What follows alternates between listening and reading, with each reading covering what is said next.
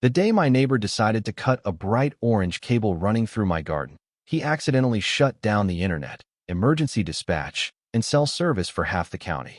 And the craziest part is, I warned him. Twice. But some people would rather prove they're right than listen, even if the bill ends up being $400,000. So yeah, this whole mess started because a man in my neighborhood association thought an orange tube clashed with his landscaping standards. Now, before I get into what happened that Saturday morning, I should probably explain a couple things about my house, because without that part, the rest of this story sounds completely insane. I live on a corner lot in a quiet suburban neighborhood outside a mid-sized city in the Midwest. Nothing fancy. Tree-lined streets, mailboxes that all look the same, people who argue about lawn height like it's a national security issue. The development is called Ridgewood Commons, and like a lot of neighborhoods built in the early 2000s, it has an HOA. Now I know HOAs have a reputation. Some of them are fine. Some of them are not. Ours leaned a little toward the second category. Not evil exactly, just obsessive. There were rules about mailbox colors, rules about what kind of mulch you could use, rules about the height of decorative fences, the angle of solar lights, the acceptable species of shrubs. And at the center of all of it was the Architectural Review Committee, which was run by a guy named Daniel Crawford. Daniel was the kind of man who took neighborhood guidelines very seriously. I mean religiously seriously. The way some people quote scripture, Daniel quoted section numbers from the HOA handbook. Section 3.2, Acceptable Exterior Color Palettes. Section 4.7, Decorative Garden Boundaries. Section 5.1, Visual Consistency of Landscaping Materials. You get the idea. Now, normally, I didn't have much interaction with Daniel. I kept my yard tidy, paid my dues, waved politely at meetings, and generally stayed out of HOA politics. But my property had one unusual detail that eventually made me his favorite target. Running along the northern edge of my yard is a utility easement. When I bought the house, the title paperwork made that very clear. There's a buried fiber optic trunk line that cuts across that corner of the lot before heading toward the main road. And this isn't just a regular cable internet line. It's what telecom people call a backbone line. A trunk. Think of it like a highway for data. Hundreds of fiber strands bundled together, carrying traffic between several suburban exchanges and the main city hub. Normally, you'd never know it was there. It's buried deep underground, mapped and protected, and the utility company only shows up every few years to inspect it. Until last spring. About 3 months before the incident, a utility crew showed up with trucks and equipment. They said one section of the conduit needed inspection and replacement. Nice guys, actually. One of them walked over and knocked on my door to explain. They were going to expose a short section of the line temporarily while they waited for another crew with a trenching machine. Couple days at most. The cable itself would stay inside a bright orange protective conduit, clearly marked, and they'd flag the area so nobody would mess with it. I told them that was fine. It wasn't exactly pretty, but I understood. Infrastructure is infrastructure. So for about a week, there it was. A bright orange tube, maybe 2 inches thick, running across the edge of my flower bed. The crew had stuck little warning flags every few feet. Critical communication line. Do not dig. Hard to miss. Well, unless you were Daniel Crawford. The first time he showed up was on a Thursday afternoon. I remember because I had just gotten home from work and was watering the garden when I saw him walking up my driveway holding a clipboard. Daniel always had a clipboard. He stopped near the flower bed and stared at the conduit like it had personally offended him. Then he looked at me. What exactly is that? I set the hose down and wiped my hands. That's a telecom conduit, I said. Fiber line underneath it. Utility company's coming back next week to bury it again. He frowned. It's extremely visible. Yeah, temporary. He shook his head slowly, like a disappointed school principal. Bright orange plastic running through the landscaping is not compliant with neighborhood aesthetic guidelines. I actually laughed a little because I thought he was joking. He wasn't. Daniel didn't laugh back. He just stood there in my driveway, holding that clipboard like it was some kind of legal document, staring at the orange conduit like it was a crime scene. I'm going to need you to remove that, he said. I blinked. I can't remove that. Well, it needs to go, he replied, matter of fact. I walked over to the edge of the garden and tapped the conduit lightly with my shoe. This doesn't belong to me, I said. It's part of a fiber trunk line. The telecom company put it there while they're working on the underground section. They'll bury it next week. He leaned forward a little, squinting at it. You're telling me this is infrastructure? Yeah, I said. Critical infrastructure, actually. He gave a short, dismissive snort. Looks like a hose. I pointed at one of the little red flags stuck in the soil. Read the sign. He bent slightly, read it, and then straightened again. Well, it's still unacceptable. Now at this point, I started feeling that little knot in my stomach, the one you get when you realize someone isn't interested in facts, they're interested in winning. Daniel, I said, trying to keep my tone calm. This cable carries regional data traffic. If you mess with it, you'll get into serious trouble. The utility company is responsible for it. He tapped his clipboard with a pen. The HOA is responsible for maintaining neighborhood appearance. It's temporary. It's ugly. It's a telecom line. It's a violation. We stood there for a few seconds like that. Finally, he sighed dramatically and flipped a page on the clipboard. I'm giving you 24 hours to correct the issue. I actually laughed again, this time a little louder. You think I'm going to dig up a telecom trunk line because you don't like the color orange? I think you're going to comply with the community guidelines. And if I don't, he looked me straight in the eye. Then the association will take corrective action. Now that phrase right there, corrective action. That's HOA language for, we're going to hire someone and send you the bill. But this situation was different. Because you can't just hire a landscaper to move a fiber backbone. So I tried one more time. Daniel, listen to me carefully, I said. If anyone cuts or moves that cable, it's a federal crime. He rolled his eyes. I've lived here 12 years, he said. I know what a garden hose looks like. And with that, he turned and walked back down my driveway. I stood there for a minute just staring at the conduit, feeling that weird mix of annoyance and disbelief. Surely he wasn't actually dumb enough to touch it, right? Still, something about the way he said corrective action didn't sit right with me. So that evening I called the telecom company number printed on the utility marker. After a few transfers, I got to someone in infrastructure maintenance and explained the situation. The guy on the phone actually chuckled. Yeah, don't worry, he said. Those lines are tagged in the system. Nobody should be messing with that. I'm mostly worried about my HOA president, I said. Another chuckle. Well, if he cuts a trunk line, he's going to have a much bigger problem than HOA bylaws. Good to know, I said.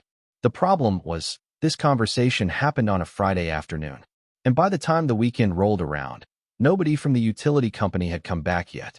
Saturday morning started completely normal. Coffee, news on the TV, sun coming through the kitchen window. My wife had taken the car to run errands, so the house was quiet. I remember thinking it was one of those rare, peaceful mornings where nothing much happens. Around 9:30, I stepped out onto the back patio with a second cup of coffee, and that's when I heard the sound. Snip. Not loud. Just a clean metallic cutting noise. At first, I didn't even process it. Then there was another one. Snip. Followed by a short grunt of effort. I walked around the side of the house, toward the garden. And the moment I turned the corner, my stomach dropped. Daniel Crawford was standing in my flower bed. Next to him was a landscaping guy I recognized from around the neighborhood, a big guy named Pete, who usually trimmed hedges for people. Pete was holding a massive pair of hedge clippers. The bright orange conduit was cut clean in half. For a second, nobody said anything. Pete lowered the clippers slowly. Daniel was holding a section of the severed conduit in his hand, like some kind of trophy. There, he said. Problem solved. My brain took a moment to catch up. You cut it. Daniel smiled slightly. You're welcome. You just cut a fiber trunk line. He scoffed. It's a plastic tube. Right then my phone buzzed in my pocket. I pulled it out automatically. No signal. I looked back at him. Daniel. He crossed his arms. What? You just shut down communications for half the county. He opened his mouth to reply. But before he could say anything, Pete's phone chimed. He glanced at the screen. That's weird. What? Daniel asked. No service. At that exact moment, my home Wi-Fi router inside the house shut off. You know that feeling when the world suddenly goes quiet in a strange way? No streaming music from inside. No distant sound of someone on a phone call walking down the street. Just silence. And then about 10 minutes later, the siren started. First one, then two, then several more. They were coming from the direction of the main road and getting closer. Daniel's confident expression slowly began to fade. Why are there so many sirens? He muttered. I didn't answer. I just leaned against the fence, folded my arms, and waited. Because at that moment, I had a pretty good idea what was about to happen next. The first vehicle that turned onto our street wasn't a telecom truck. It was a sheriff's SUV. Lights flashing, tires rolling slow like they were looking for something specific. Daniel watched it approach with this confused half-smile, like maybe someone had called in a noise complaint or a parking issue. He still hadn't fully processed what had just happened. The SUV stopped right in front of my house. 2 deputies stepped out. Behind them, almost immediately, came a white utility truck with the logo of Midstate Fiber Network on the side. Then another truck. And another. Within about 2 minutes, my quiet suburban street looked like the staging area for a small emergency response. Neighbors started drifting out onto their porches. People always do when there are flashing lights. It's like some instinct kicks in. One of the deputies walked straight up the driveway toward us. "Morning," he said calmly. "We got a report of a critical line outage in this area." I pointed down at the flower bed. "That would be this." He followed my finger. His eyes landed on the severed orange conduit. Then he looked up at Daniel. "What happened here?" Daniel cleared his throat. "Well, there was an HOA violation." The deputy blinked once. "I'm sorry, what?" Daniel gestured toward the cut cable like he was presenting evidence in a meeting. That conduit was creating a visual nuisance in the landscaping. The homeowner refused to address it, so we took corrective action. The deputy looked back at the cable, then at the warning flag sticking out of the soil. Then he slowly read the words printed on it. "Critical communication line. Do not dig." There was a pause. Not an angry pause. Just the kind where someone's brain is trying to confirm that what they're hearing is actually real. Then the first telecom technician jogged over from the truck. He was wearing a reflective vest and carrying a handheld diagnostic tablet. Probably mid-40s, tired eyes, coffee in hand. He took one look at the cable, and his face drained of color. "Oh no." He knelt down, gently picking up one end of the conduit like it was a wounded animal. "Who cut this?" Nobody said anything for a moment. Then the deputy pointed his thumb toward Daniel. "He says he did." The technician stood up slowly. "You cut a fiber trunk?" Daniel frowned. "It's a plastic hose."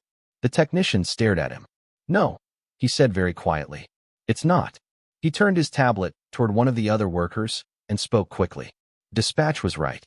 This is segment 14 of the North Backbone. 144 strand bundle." The other tech swore under his breath. Now the neighbors were fully gathered. People whispered. Someone across the street said, "Wait, is that why our internet just died?" Another voice chimed in. "My phone's been searching for signal for 10 minutes. The first technician rubbed his face with both hands. "Okay," he muttered. "Okay, we can splice it, but we're looking at major downtime." The deputy stepped closer. "How major?" The technician gave a humorless little laugh. "Well, let's put it this way." He pointed down the street. "You see those cell towers on the ridge out there?" The deputy nodded. "They route through this line." Then he pointed toward town. "The hospital data center, same line." Another point. "Police dispatch repeater." And finally, he gestured vaguely north. 3 towns worth of residential and business traffic. A long silence settled over the group. Daniel shifted his weight uncomfortably. "That can't be right." The technician looked directly at him. "How big were the scissors?" "Hedge clippers." The technician nodded slowly. "Yeah, that'd do it." At that point, another sheriff vehicle pulled up. This one carried a lieutenant. He walked over, listened to a quick explanation, then turned to Daniel. "Sir, did you intentionally cut that cable?" Daniel's confidence had completely evaporated. "I thought it was landscaping material." The lieutenant pointed at the warning flag. "That sign says do not dig." "I didn't dig." "You cut." Daniel opened his mouth, closed it again. Meanwhile, the telecom crew had already started setting up a temporary work area. One of them unrolled a case containing fiber splicing equipment that looked like something out of a science lab. Another started making calls on a satellite phone. Because, of course, the normal network was down. The first technician came back over and spoke quietly with the lieutenant. I didn't hear the whole conversation, but I caught a few pieces. Emergency dispatch outage. Regional traffic rerouting. Downtime penalties. Then the lieutenant sighed and turned back toward Daniel. "Sir," he said calmly, "I'm going to need you to place your hands behind your back." Daniel's head snapped up. "Excuse me. You're being detained pending investigation of interference with public utilities. You can't arrest me for landscaping." "This isn't landscaping." The cuffs clicked. And just like that, Daniel Crawford, president of the Ridgewood Commons Architectural Committee, was standing in my driveway in handcuffs while half the neighborhood watched. Someone across the street actually started filming with their phone. The telecom technician walked past me carrying a fiber bundle. He shook his head slightly. You warned him, didn't you? Twice, I said. Figures. The repair process lasted most of the day. Fiber splicing is delicate work. Each strand of glass thinner than a hair has to be perfectly aligned and fused back together. 144 of them. By late afternoon, the network finally came back online. Phones lit up across the neighborhood like someone flipped a giant switch. People cheered. But the real aftermath didn't start until the following week. See, repairing the cable itself was only part of the cost. The bigger number came from downtime. Every minute that trunk line was offline meant service credits, penalties, emergency dispatch disruption costs, business losses. It adds up very fast. When the final estimate came in, the total damage landed somewhere just north of $400,000. And because Daniel had been acting in his official capacity as a board member when he ordered the corrective action, the telecom company sued the HOA. Not Daniel personally, the entire association. Our association, which meant emergency meetings, lawyers, financial reviews. Eventually, the board voted to settle. To cover the payment, they had to drain nearly every reserve fund the neighborhood had. Landscaping contracts were canceled. Pool maintenance scaled back. For almost 2 years, the neighborhood looked rough. Grass grew wild along the medians. Flower beds went unattended. The entrance fountain stopped running. Ironically, it ended up looking exactly like the kind of visual inconsistency Daniel used to complain about. As for Daniel himself, the criminal case dragged on for months. I only saw him once after the incident. He was walking out of the courthouse one afternoon when I happened to be downtown for lunch. We locked eyes for a second. He didn't say anything, just shook his head slightly and kept walking. The telecom company eventually came back and finished burying the repaired line. This time they put it much deeper underground. And before they left, one of the crew members planted a few rose bushes along the edge of the garden where the conduit had been exposed. Little thank you, the foreman said with a grin, for the witness statement. Now every spring those roses bloom right above one of the most expensive landscaping mistakes in county history. And every time I see them, I remember that quiet Saturday morning. The snip of hedge clippers, the look on Daniel's face when the siren started, and the moment he realized that sometimes the rules you try to enforce can come back around in ways you never imagined. But I'm curious what you think. Was Daniel just an overzealous HOA guy who made a terrible mistake? Or should he have known better before touching something clearly marked as critical infrastructure? Drop your thoughts in the comments. And if you've ever dealt with a neighborhood HOA nightmare of your own, I'd love to hear that story too.